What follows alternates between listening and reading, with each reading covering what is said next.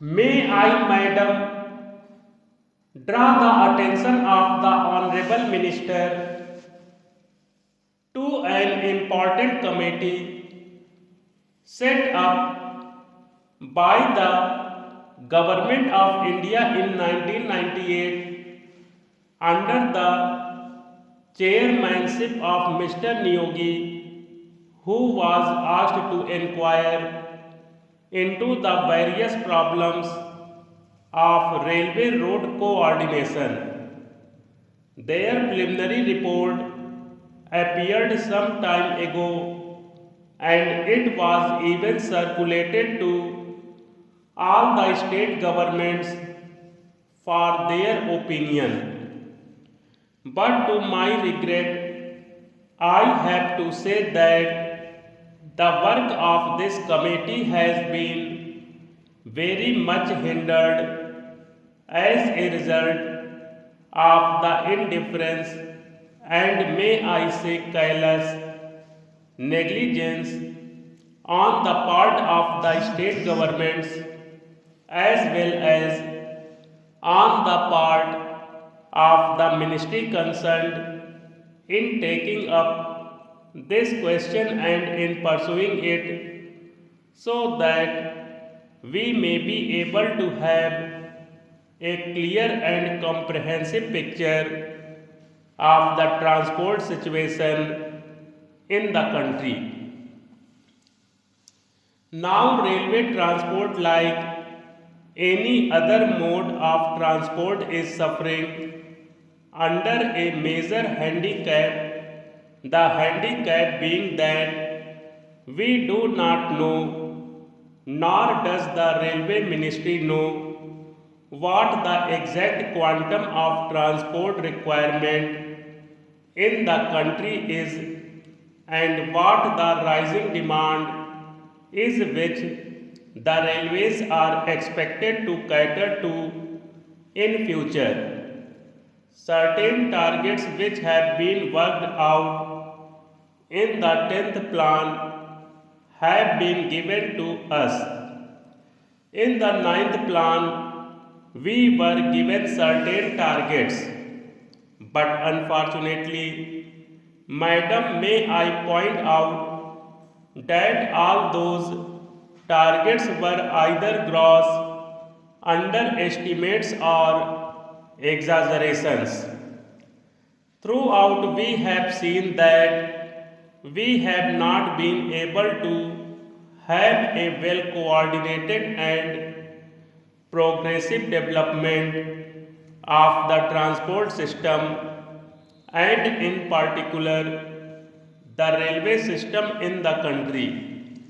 So anything we suggest today will have that kind of air of unreality without knowing fully or adequately what exactly the transport needs in the country or we are not in a position to discuss or dilate upon the problems of the railways or the transport itself. Madam, last year when I was speaking on the budget, I pointed out that there had been planning of some sort, but within this planning, there had not been sufficient planning in the functioning of the administration. There has not been planning in carrying out the various phases of the program enunciated in the plan or in the budget. Frequently, we come across the statement by the Honorable Minister that the railways have not been able to fulfill certain things. I went through the pages of the budget papers and also the speech of the minister. I came across this significant expression. Wherever there are failures or shortfalls in performance, we are told that these are mainly due to unpredictable factors or factors beyond control. I do not think that some of the factors which my honorable friend would like us to believe that they are unpredictable or uncontrollable cannot be anticipated. For instance, I may draw the attention of the Honorable Minister to one important fact, that is, we have been supplying since some time past empty haulage for a long distance to collieries, to steel factories, and so on. We are told that this empty haulage is unavoidable, that we have to find empty wagons to steel factories and collieries to carry raw material or perhaps coal and the like. So, for a long distance, we find wagons going empty, but if there had been a research cell and organization in the ministry to find out ways and means of utilizing these wagons fruitfully by avoiding bottlenecks in between, we could have solved the transport difficulty to a certain extent.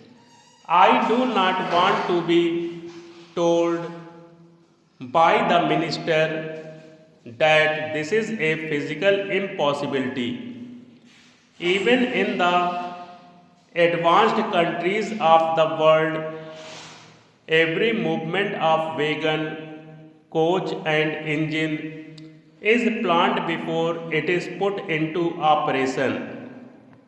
It is unfortunate and tragic that in this country, after a decade of planning, we have not been able to think in terms of planning while executing the works.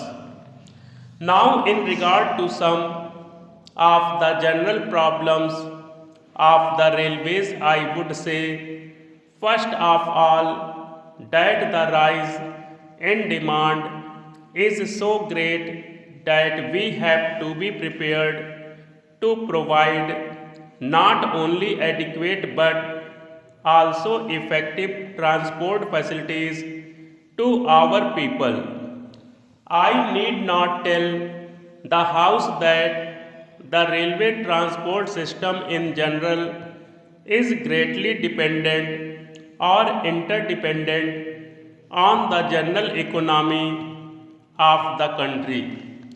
But during the last one decade, there has been one significant factor that has to be appreciated, that is, the demand for transport is increasing at a faster rate than the rise in the national income or the rise in production in any sector or in any industry.